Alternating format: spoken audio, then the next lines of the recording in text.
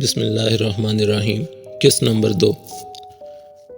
سراج کی عمر 34 برس تھی، مگر وہ دیکھنے سے بالکل 24-25 برس کا لگتا تھا۔ وہ ایک بڑا بزنس مین تھا۔ اس کا نام ملک کے نامور بزنس مین کی فہرست میں آتا تھا۔ اس کا تعلق بنیادی طور پر ایران سے تھا۔ اس کے والد فارسی جبکہ والدہ پاکستانی تھی۔ ان دونوں کی محبت کی شادی تھی۔ شادی کے شروع کے 3 سال تو وہ دونوں ایران میں رہے، مگر سراج کی والدہ کی اچانک موت کے بعد اس کے والد نے اپنی مرحومہ بیوی کی ایک کزن سے ہی شادی کر لی تھی، جس سے ان کی زندگی ایک بار پھر رنگین ہو گئی تھی اور ان کا بیٹا سراج بھی سنبھل گیا تھا۔ اب وہ مستقل پاکستان میں ہی رہنے لگے۔ سراج جب 10 سال کا ہوا تو اس کے والد وفات پا گئے اور 21 سال میں دوسری والدہ بھی اس دنیا سے کوچ کر گئیں۔ پھر وہ پاکستان چھوڑ کر امریکہ جا بسا تھا۔ وہاں پر اس نے اپنی خوبصورتی کا فائدہ اٹھاتے ہوئے ماڈلنگ شروع کر دی اور کافی نام کمایا۔ ماڈلنگ کو خیر آباد کہہ کر 28 برس کی عمر میں وہ پاکستان لوٹ آیا اور اپنا کاروبار کرنے لگا۔ شکریہ۔ سدرا نے اس کا شکریہ ادا کیا، جس کے جواب میں سراج نے ایک گہری نگاہ اس پر ڈالی۔ شکل سے ایسی لگتی نہیں ہو، کیا مجبوری تھی جو ایسا کام کیا؟ سراج کی بات پر سدرا کا چہرہ شرمندگی سے لال ہو گیا۔ جی وہ میری امی کی طبیعت بہت خراب ہے، دوائی کے لیے پیسے نہیں تھے میرے پاس، وہ صاف گوئی سے بولی۔ گھر کہاں ہے تمہارا؟ یہاں نہیں ہے۔ سدرا اس کو اپنا ایڈریس سمجھانے لگی اور وہ خاموشی سے کھڑا سنتا رہا۔ چلو میرے ساتھ، تمہیں گھر چھوڑ دیتا ہوں۔ سدرا کے پاس تو واپسی کے کرائے کے پیسے بھی نہ تھے، تو وہ چاروں ناچار سراج کے ساتھ ہو لی۔ دونوں پارک سے نکل کر پارکنگ میں آ چکے تھے۔ سراج تیز قدم اٹھاتا ایک کالی لینڈ کروزر کی جانب بڑھا تھا۔ سدرا کو اس کے ساتھ چلنے کی خاطر لگ بھگ بھاگنا ہی پڑ رہا تھا، کیونکہ اس کے چلنے کی رفتار کافی تیز تھی، مگر سراج کا دھیان سدرا کی طرف بالکل نہ تھا۔ وہ خاصا سنجیدہ قسم کا انسان تھا۔ بیٹھو۔ سراج گاڑی میں بیٹھتا ہوا سدرا سے گویا ہوا تھا۔ سدرا نے گاڑی کا دروازہ دوسری جانب سے کھولا اور اس کے برابر والی سیٹ پر بیٹھ گئی تو سراج نے گاڑی سٹارٹ کر دی۔ کافی دیر دونوں کے بیچ خاموشی رہی، پھر سراج نے اس خاموشی کو توڑا۔ ہوا کیا ہے آپ کی والدہ کو؟ سراج نے سڑک پر سے نظر ہٹائے بنا ہی سدرا سے سوال کیا۔ سدرا کو اس کی آواز بے حد اچھی لگی۔ سراج کی آواز واقعی بہت خوبصورت تھی۔ اس کو اپنی زندگی میں اکثر اپنی آواز کی تعریف سننے کو ملتی تھی، مگر سدرا اس سے ایسی کوئی بات نہ کی۔ ہارٹ پیشنٹ ہیں امی۔ اوہ، اللہ صحت عطا کرے، آمین۔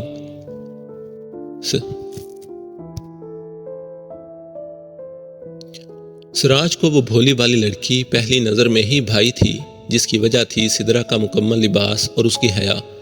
سراج نے اپنی زندگی میں ایک سے ایک خوبصورت عورت دیکھ رکھی تھی، مگر وہ جس ماحول سے تعلق رکھتا تھا وہاں حیادار عورت کا ملنا بہت مشکل تھا۔ یہی وجہ تھی کہ سراج کو سدرا کے حسن نے نہیں بلکہ حیا نے اپنی طرف متوجہ کیا تھا۔ وہ لوگ سدرا کے گھر پہنچ چکے تھے۔ راستے سے ہی سراج نے سدرا کو دوا وغیرہ لے دی اور کچھ رقم دینے کی بھی کوشش کی، مگر سدرا نے وہ لینے سے انکار کر دیا۔ آئیے نا آپ پلیز اندر آئیے۔ سدرا کے کہنے پر سراج اس کے ساتھ اس کے گھر ہو لیا۔ سدرا نہایت احترام سے اس کو اندر لے آئی۔ اس کا چھوٹا سا گھر تھا، جس میں ایک صحن اور ایک ہی کمرہ تھا۔ سدرا سراج کو اسی کمرے میں لے آئی جدھر سدرا کی امی پہلے سے موجود تھیں۔ السلام علیکم آنٹی۔ وعلیکم السلام بیٹا۔ سدرا، یہ لڑکا کون ہے؟ سدرا کی امی نے فکر مندی سے پوچھا تو سدرا نے سارا ماجرا اپنی امی کے گوش گزار کر دیا۔ اوہ اچھا، شکریہ بیٹا، ناصرہ شمیم سراج سے بولی، جس کے جواب میں سراج نے کوئی جواب نہ دیا، بس چپ چاپ بیٹھا رہا۔ سدرا اس کے لیے چائے بنانے چلی گئی اور کچھ دیر بعد ہاتھ میں چائے کا کپ لیے کمرے میں داخل ہوئی۔ آنٹی، آپ کو ہارٹ پرابلم ہے تو ڈاکٹرز نے کیا مشورہ دیا ہے آپ کو اس حوالے سے؟ بس بیٹا کیا بتاؤں، آپریشن کا مشورہ دے رکھا ہے ڈاکٹر نے تو، مگر اتنا بول کر ناصرہ خاموش ہو گئی تھی، مگر اس کی آنکھوں میں آنسو تیر گئے۔ میں کل ہی آپ کے آپریشن کا انتظام کرتا ہوں، پیسوں کی فکر آپ نہ کریں۔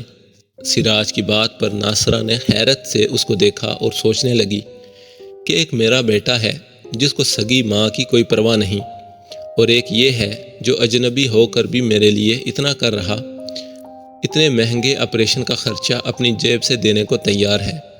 سراج چائے پی چکا تو جانے کے لیے اٹھ کھڑا ہوا اور اپنے والٹ میں سے ایک کارڈ نکال کر سدرا کو تھماتے ہوئے بولا، یہ میرا کارڈ ہے، جب بھی کسی بھی چیز کی ضرورت ہو تو فون کر سکتی ہو، ٹھیک ہے؟ اور پریشان مت ہونا کسی بھی چیز کے لیے۔ جی، سدرا جواب میں بس اتنا ہی بولی۔ سراج کو ایسا محسوس ہوا جیسے اس کے اندر کوئی بات ہے جو وہ کہنا چاہ رہی ہے مگر کہہ نہیں پا رہی۔ ویسے تم کرتی کیا ہو؟ سدرا کی پریشانی بھانپتے ہوئے سراج نے خود سوال کر ڈالا۔ فی الحال تو FSC کیا ہے۔ اچھا، گڈ۔ ارے بیٹا، تم تو ہمارے لیے فرشتہ بن کر آئے ہو۔ سچ کہوں تو یہ ڈاکٹر بننا چاہتی ہے مگر ہمارے پاس اتنا پیسہ نہیں۔ سدرا کی والدہ بیچ میں بول پڑی، جس پر سدرا کا چہرہ شرمندگی سے سرخ ہونے لگا۔ اس کو ایک اجنبی سے یوں مالی امداد لینا بالکل اچھا نہ لگ رہا تھا۔ سراج نے ایک گہری نگاہ سدرا کے چہرے پر ڈالی، پھر کچھ دیر بعد گویا ہوا، کل میرے آفس آ جانا، تم کارڈ پر ہی ایڈریس بھی موجود ہے۔ جی ٹھیک ہے، سدرا بولی، اور سراج اس کو بائے کہتا ہوا دروازے کی جانب بڑھ گیا۔ سراج تو جا چکا تھا مگر سدرا ٹک ٹکی باندھے ابھی تک اس دروازے کو گھور رہی تھی جہاں سے کچھ دیر پہلے سراج گیا تھا۔ سدرا، ناصرہ شمیم کی آواز سے وہ ہوش میں آئی تھی۔ جی امی آ رہی ہوں۔ سدرا نے دروازے کی کنڈی لگائی اور اندر چل دی۔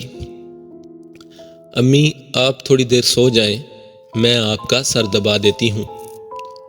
نہ میری بچی، تو تھوڑی دیر آرام کر لے، اور ہاں، خما سے کہہ دینا کہ آج کا کھانا بھجوا دے، وہ ہمارے پاس ایک پائی نہیں کہ کچھ بنا لیں۔ جی کہہ آتی ہوں بھابھی سے۔ رات کے 11 بج رہے تھے۔ سدرا کی امی گہری نیند سو چکی تھی۔ ویسے تو اس وقت تک سدرا بھی سو جایا کرتی تھی مگر آج نیند اس کی آنکھوں سے کوسوں دور تھی۔ اس کو رہ رہ کر سراج کا ہی خیال آ رہا تھا۔ بچپن میں اس کی امی اس کو ایک کہانی سنایا کرتی تھی جس میں ایک غریب لڑکی کی زندگی میں بہت سے دکھ ہوتے ہیں مگر پھر ایک دن ایک شہزادہ آتا ہے اور اس لڑکی کے سارے دکھوں کو خوشیوں میں بدل ڈالتا ہے۔ تب سدرا نے اس کہانی کو بہت دل سے لگا رکھا تھا مگر جیسے جیسے وہ بڑی ہوتی گئی تو یہ کہانی بھی اس کے ذہن میں مندمل ہوتی گئی، مگر آج نہ جانے کیوں اس کو اپنے بچپن کی وہ کہانی یاد آ گئی تھی۔ نہ صرف یاد بلکہ حقیقت میں بدلتی دکھائی دینے لگی تھی۔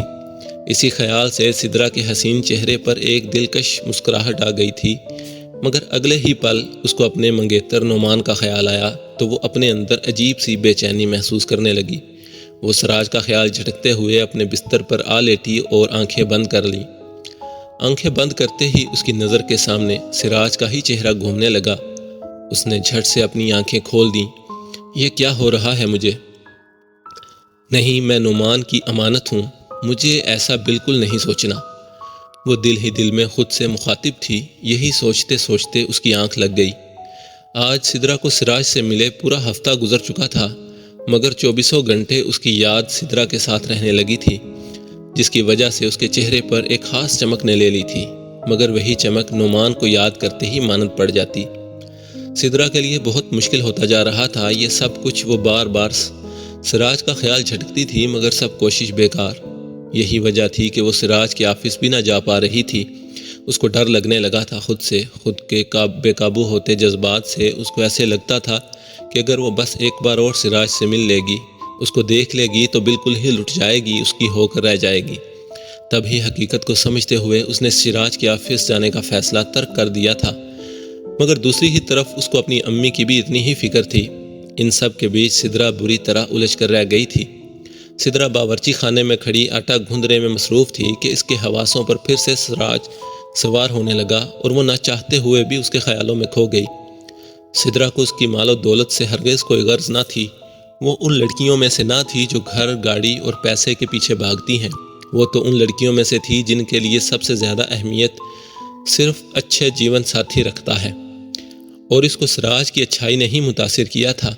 جہاں سب نے برے وقت میں اس سے منہ پھیر لیا تھا، وہاں سراج کا ایک اجنبی ہوتے ہوئے بھی اس کے لیے اتنا کچھ کرنا، بہت کم ہوتے ہیں لوگ آپ جیسے نایاب۔ سدرا خیالوں میں گم خود سے ہی باتیں کیے جا رہی تھی اور بے خیالی میں اس نے اپنے سامنے پڑے آٹے پر سراج لکھ ڈالا۔ اوہو، یہ سراج کون ہے؟ ندا کی آواز پر سدرا یکدم گھبرا کر ہوش میں آئی تھی۔ کون سراج؟ نہیں تو کوئی بھی نہیں۔ سدرا جی جھوٹ تو نہ بولے، یہ کیا ہے پھر؟ ندا نے شوخی سے آٹے پر لکھے نام کی طرف اشارہ کرتے ہوئے کہا۔ ندا سدرا کی اچھی دوست تھی، وہ اس کے پڑوس میں ہی رہتی تھی۔ وہ اکثر سدرا سے ملنے اس کے گھر آ جایا کرتی یا کبھی سدرا اس کے گھر چلی جاتی تھی۔ آج بھی ندا اچانک ہی سدرا کے گھر آ گئی تھی۔ یہ تو سدرا کی نظر جب سراج کے لکھے نام پر پڑی تو اس کو اپنی نادانی پر بہت غصہ آنے لگا تھا۔ بولو بولو، مجھ سے بھی چھپا رہی ہو جیجو کو؟ ہاں؟ ندا کی ایسی بات پر سدرا کے چہرے پر ایک درد بھری مسکراہٹ آ گئی۔ اب تمہیں کیا بتاؤں، تم سے تو کیا، میں تو خود سے ہی چھپا رہی ہوں اپنے جذبات کو۔ نہیں یار، ایسی کوئی بات نہیں۔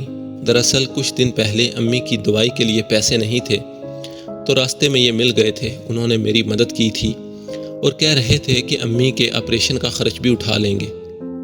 واہ یار، زبردست پھر تو۔ مگر اس کو اندازہ بھی تھا کہ دل کے آپریشن کا خرچہ ہے کتنا؟ ندا بولی۔ اللہ نے بہت دے رکھا ہے ان کو، سدرا خلا میں گھورتے ہوئے بولی۔ اس کو سراج کا ذکر کرنے سے بھی ایک عجیب سی مسرت حاصل ہو رہی تھی۔ اپنا کارڈ بھی دیا ہے، بول رہے تھے میرے آفس آ جانا۔ تو چلی جانا یار، پھر تو موٹی پارٹی ہاتھ لگی ہے۔ ندا شوخی سے ہنسی۔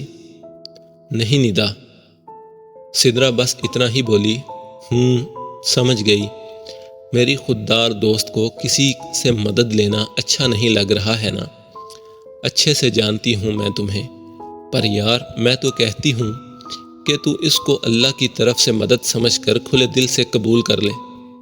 مگر سدرا، ایک بات ہے۔ ندا کچھ سوچتے ہوئے بولی۔ کیا بات ہے؟ اتنی مہربانی وہ کیوں کر رہا ہے؟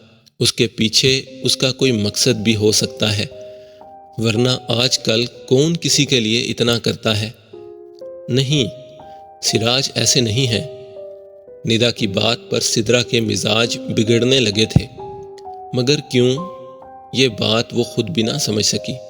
اوہو، سراج صاحب کے بارے میں ذرا سا کیا کہہ دیا، اتنا برا لگ گیا؟ ندا ہنستے ہوئے بولی۔ آخر ارادہ کیا ہے میڈم آپ کا؟ اوفو ندا، چپ ہو جا، میں ویسے ہی بہت پریشان ہوں۔ کیوں؟ کیا ہوا؟ پریشان کیوں ہو؟ ندا سنجیدہ ہوئی تھی۔ یار سچ کہوں تو، اتنا کہہ کر سدرا نظریں جھکائے کھڑی ہو گئی، جبکہ ندا سوالیہ نظروں سے اس کی طرف دیکھنے لگی۔ سدرا کے چہرے پر ایک رنگ آیا اور چلا گیا۔ وہ ایک بار پھر گویا ہوئی۔ کچھ سمجھ نہیں آتی، جس دن سے ان سے ملی ہوں ان کا خیال جاتا ہی نہیں۔ لاکھ کوشش کر چکی ہوں دل کو سمجھانے کی کہ میں کسی اور کی ہوں، مگر یہ جو دل ہے ایک نہیں سن رہا میری، تو بس سراج کا ہی ہو کر رہ گیا ہے۔ ندا، میں نے بہت کوشش کی اس حقیقت سے بھاگنے کی، مگر اب لگتا ہے کہ ہار گئی ہوں میں اپنے دل کے آگے۔ میں تو تیری حالت دیکھ کر پہلے ہی سمجھ گئی تھی کہ کچھ گڑبڑ ضرور ہے۔ ندا بتا نا میں کیا کروں؟ وہ سب بعد میں سوچتے ہیں، فی الحال اس وقت سب سے امپورٹنٹ ہے تیری امی کا علاج۔ کچھ مت سوچ، بس اللہ پر بھروسہ رکھ اور چلی جا اس کے آفس۔ مگر ندا، مگر وگر کچھ نہیں، تو جائے گی بس۔ ندا بہت ضدی تھی اور سدرا یہ جانتی تھی کہ ندا اس سے اپنی بات منوا کر ہی دم لے گی، تب ہی اس نے ندا کے آگے ہتھیار ڈال دیے۔ اچھا بابا، ٹھیک ہے، کل ہی چلی جاؤں گی، پر تو بھی ساتھ چلنا۔ بالکل یار، بالکل۔ اچھا تو بیٹھ، میں تجھے اپنے ہاتھوں کے گرم گرم پکوڑے کھلاتی ہوں۔ واو، جلدی آنا ہاں۔ یہ کہتی ندا وہاں سے چل پڑی اور سدرا پکوڑے بنانے لگی۔ جاری ہے۔